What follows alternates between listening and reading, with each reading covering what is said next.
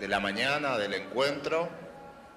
Queríamos aprovechar para ir dando alguna información a nivel general de cómo se va a seguir desarrollando durante el día.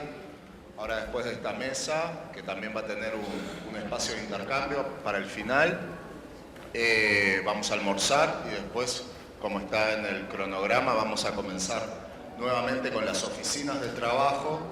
Queríamos explicarles brevemente que las oficinas son una parte fundamental de este encuentro, porque es donde vamos a intentar intercambiar más fluidamente entre los participantes.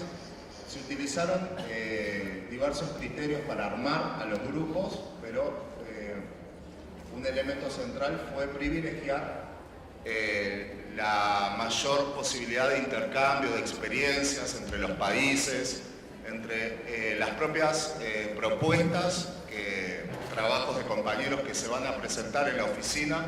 Se van a presentar un número entre 3 y 4 trabajos por oficina, solamente como una modalidad para iniciar el diálogo en las oficinas, para promover el intercambio, pero queremos invitarlos a todos, como repetir esta idea de que es un encuentro participativo, no es un congreso. La idea es venir a intercambiar entre todos los participantes con un objetivo mayor, que es sobre el final de la tarde vamos a hacer un plenario, una asamblea de este encuentro que va a intentar analizar lo que fue el resultado de cada una de las oficinas. Ahí los coordinadores tendrán la difícil misión de intentar sintetizar parte de esa rica discusión que seguro se van a dar en esos espacios, y vamos a hacer sugerencias, vamos a hacer análisis del encuentro, vamos a hacer todas las críticas que consideremos para ser debatidas finalmente en ese plenario, que entre otras cosas va a poner a consideración de todos nosotros. Un poco nuestra intención es ya quedar como colectivo heterogéneo, rico, amoroso, para continuar este proceso que, como decía Paulo, es histórico y estamos retomando líneas de trabajo, creando nuevas líneas de trabajo. Entonces, una de las propuestas que vamos a poner a consideración, y se las queríamos adelantar para que también tengamos tiempo de irla elaborando internamente, de discutir ahora en el almuerzo y en los talleres, la idea de quedar comprometidos con algunas cosas, como por ejemplo la idea de generar un segundo encuentro, de generar una comisión, quizás permanente, que pueda darle vitalidad y que le pueda dar proyección a esta zona de trabajo, a esta plataforma de trabajo que estamos promoviendo hoy. Entonces puede ser una red latinoamericana, puede ser una asociación latinoamericana, puede ser nuevas formas organizativas, tener espacio para lo nuevo. Así que, bueno, esperamos continuar con esta calidez. Ya le doy la palabra al coordinador de esta mesa, disculpen, y damos comienzo. Muchas gracias. 2, som. Bom dia, buenos dias, boa tarde, buenas tardes. Este es solamente el máximo de mi portuñol. Entonces, quedarei por cá, tá bem? Meu nome é Altieres, eu sou psicólogo, faço doutorado na USP, estou empregado numa universidade particular como professor e no Centro Social Marista, que atende adolescentes com histórico de uso abusivo de álcool e outras drogas em Curitiba, e também compõe o núcleo Carrano Paraná da Abrasme, o núcleo regional do Paraná, que nós recentemente estamos criando e estamos empenhados em mantê-lo em pé. Estou aqui na condição de facilitador, o tempo urge, serei breve. Primeiramente, vocês sabem muito bem,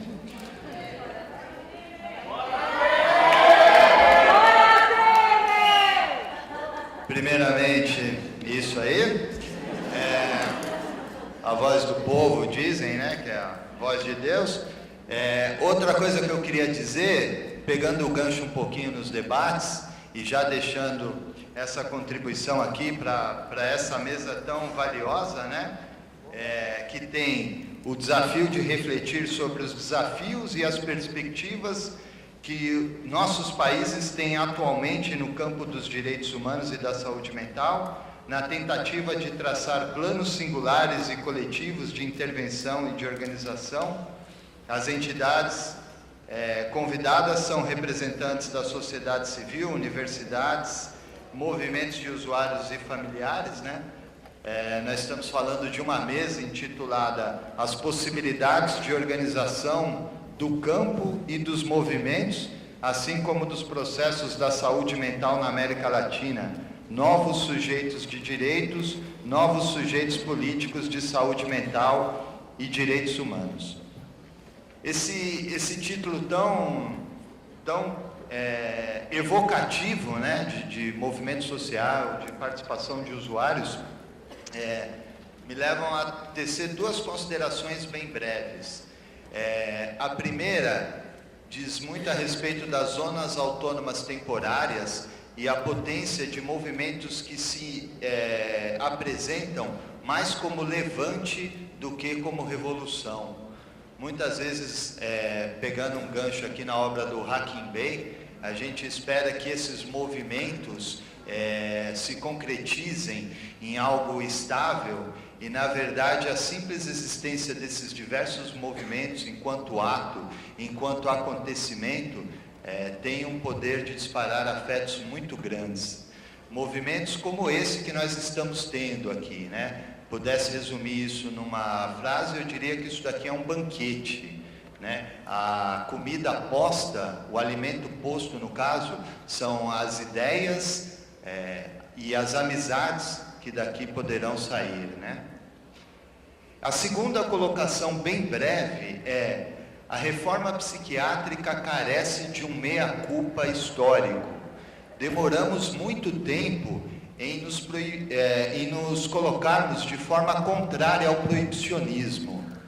Não adianta entrar no debate sobre a Cracolândia em São Paulo, entrando nesse debate apenas como alternativas de modelo de tratamento.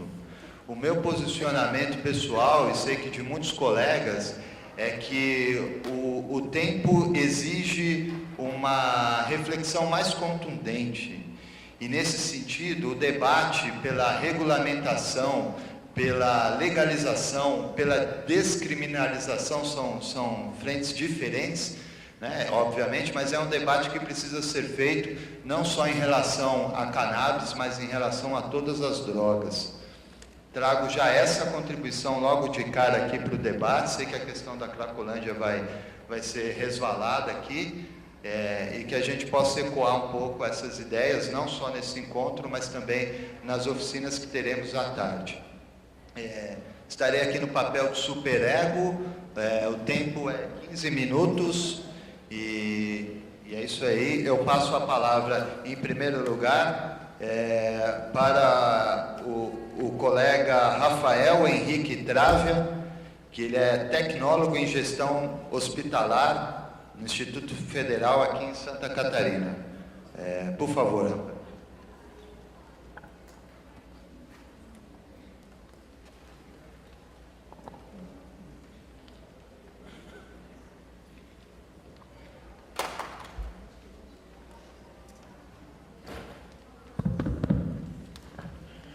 Então, bom dia e boa tarde. Meu nome é Rafael e quando o Daniel me convidou para fazer parte dessa mesa, ele me perguntou: como é que você gostaria de ser chamado? Então, eu poderia ser chamado de usuário, porque eu também sou isso. Eu poderia ser chamado de militante, eu poderia ser chamado de blogueiro, eu poderia ser chamado até de estudante. Mas, respondendo um pouco à provocação do Bruno, eu decidi colocar tecnólogo em gestão hospitalar do Instituto Federal de Santa Catarina, porque isso demonstra que eu consegui ter acesso à educação, ao nível superior, e isso fez toda a diferença, inclusive, para o meu tratamento, para a minha militância. Tem o site ali, a Folha de Lírio, ele foi um projeto de pesquisa que eu fiz enquanto eu era aluno do curso de gestão hospitalar. A minha intenção com esse site era resgatar não deixar morrer um grupo de uma estagiária de psicologia, que a gente estava tentando fazer um jornal físico, mas a gente não tinha muitos recursos. A gente conseguiu fazer 2 edições. Então eu tive a oportunidade de colocar ele no edital do CNPq e ser financiado por 1 ano para fazer o site. E a partir disso, eu também tive a oportunidade depois de fazer uma pós-graduação dentro do próprio Instituto Federal de Santa Catarina. Era uma pós-graduação em educação de jovens e adultos. E tinha uma disciplina, a última disciplina dessa pós-graduação era educação, matemática e cidadania. E eu estava fazendo algumas pesquisas mais voltadas para a evasão, e o pessoal da pós-graduação não estava gostando.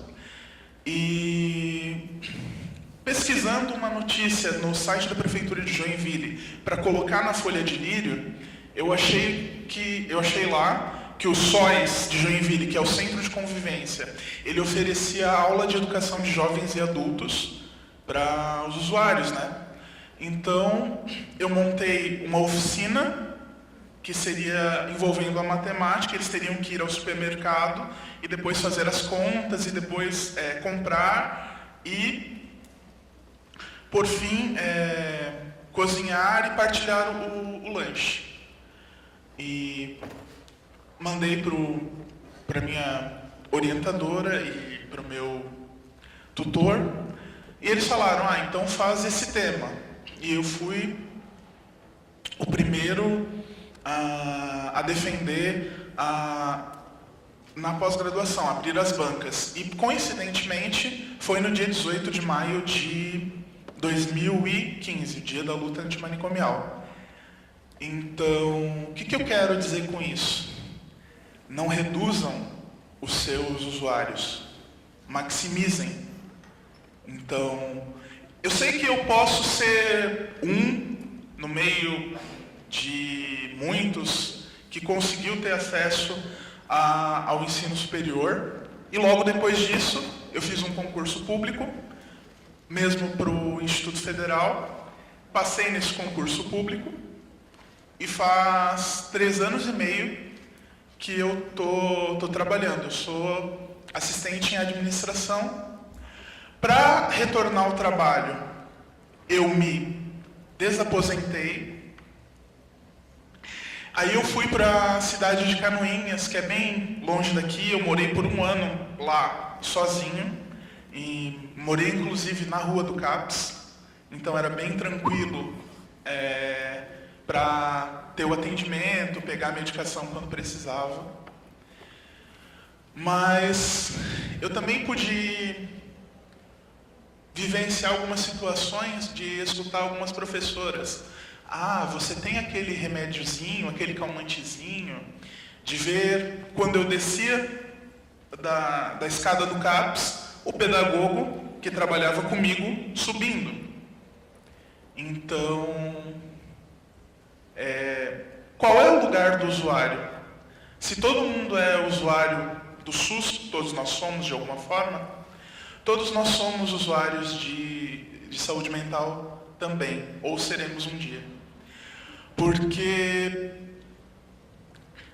quem é que não passa pela perda de um familiar e às vezes entra numa depressão ou sofre um acidente e N coisas que podem acontecer na nossa vida? Então reflitam muito.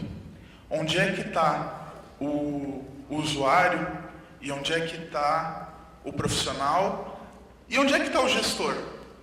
Porque eu fiz a faculdade de gestão hospitalar e eu nunca atuei na minha área, vamos dizer assim.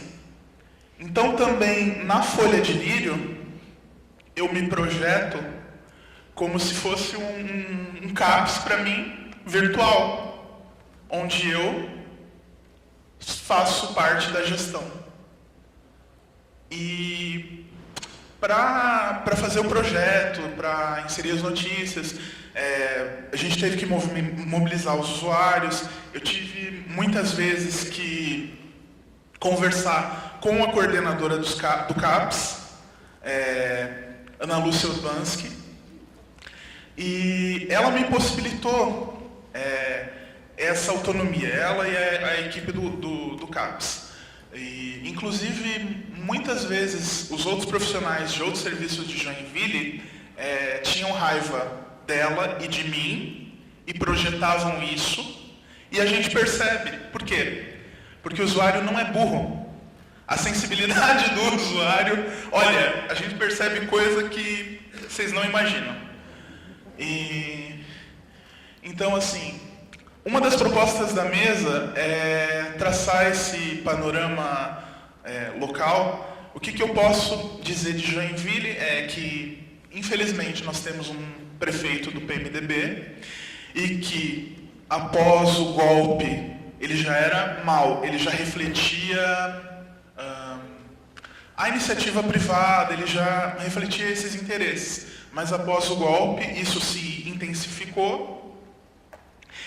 E a militância, e aí eu não digo só a militância da saúde mental, eu digo que o interesse das pessoas em fazer parte dos conselhos de saúde, dos movimentos sociais, e até de tomar parte nas lutas, diminuiu muito.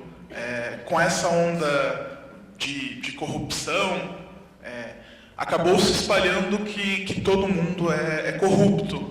E se todo mundo é corrupto, eu não vou fazer parte da política.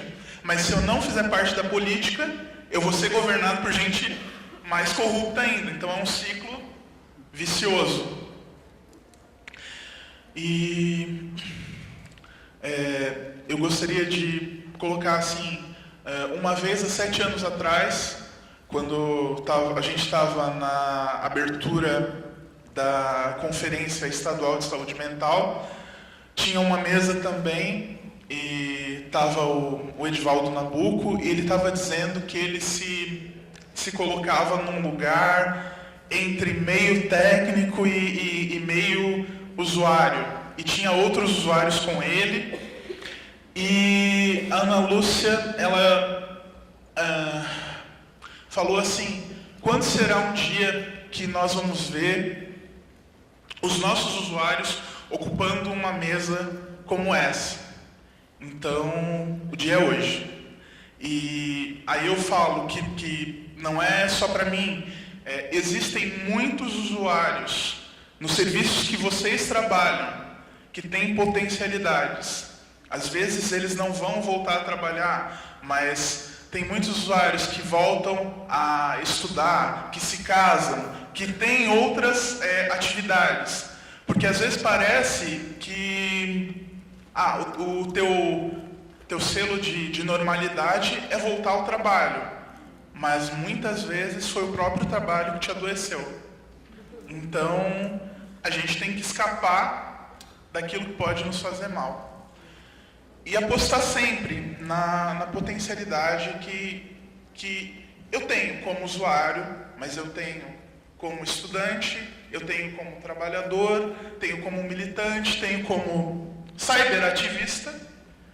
E eu também, depois da Folha de Lírio, eu fui incentivado a fazer postagens na rede Humaniza SUS. E a partir dessas postagens, deu uma nova vida, assim, porque uma coisa da Folha de Lírio é que ninguém sabia, quem é que faz esse site? Eles achavam no começo que até era da equipe do CAPS, era a gente junto, e é a gente junto.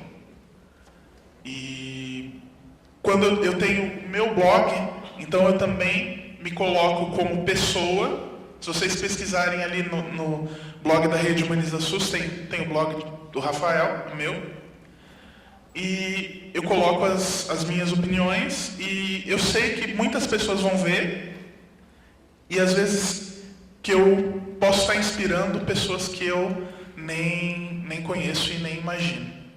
E coloco, agradeço novamente, e coloco que o meu próximo objetivo é continuar escrevendo. Se um dia tiver a oportunidade de escrever com algum desses grandes que estão aqui na mesa, seria uma grande honra. E é isso, gente.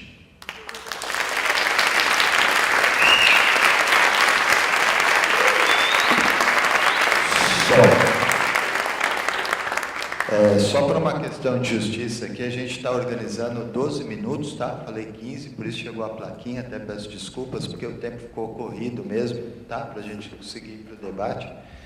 Eu passo a palavra para Maria Fernanda Vasques, da Colômbia, faz pós-doutorado em História aqui na UFSC. Bom dia, eu vou falar em português. É provável que algumas vezes eu tenha algumas palavras em portunhol também, então vocês me desculpem. Eu